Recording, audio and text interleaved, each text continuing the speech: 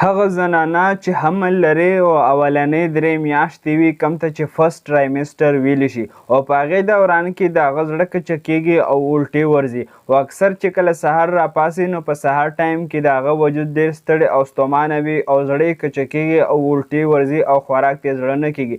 نو دې علاماتو له په سکرین باندې کوم تاسو ته انویف ټیبلټ چې لیدی شي د علاماتو دپاره استعمالیږي. او که چیرې دا د ورځې استعمالوي نو دا به په نهره استعمالوي یا که چیرې د غرمې نه بعد استعمالوي نو چې په نهر استعمال شي فایده ورکوي. خو که چیرې د زړه کچه کېدل او الټې ورته ډېرې زیاتې وي کوم ته چې سیویر ویلی شي نو په دې دوران کې دا د شپې په ټایم کې کوم ته چې بیډ ټایم ویلی شي نو په دې کې چې کومې فارمولې دي په دې کې بیا 20 mg د شپې ټایم 2 استعمالولی شي. خو دا خبره صرف ډاکټر او هغه سټوډنټ دپاره ده کوم چې زما سره په کمیونټي کې دي. دا ټیبلټ په پریګننسي کټګري A کې راځي. مطلب دا دی چې د هغو زنانو باندې استعمال شوي دي کومې زنانو چې حمل لري او د هغو اولنۍ 3 میاشتې وي او په دې دوران کې خو نه زنانو ته څه نقصان ورکوي او نه بچي ته څه نقصان ورکوي کوم چې په حمل باندې وي. که چیرې دا معلومات انفارمیټیو وي همدغه شان موږ ډیلی بیسس تاسو ته انفارمیشن راوړو نو د هغې دپاره تاسو زموږ کمیونټي جوین کولی شي. شکریه. الله حافظ.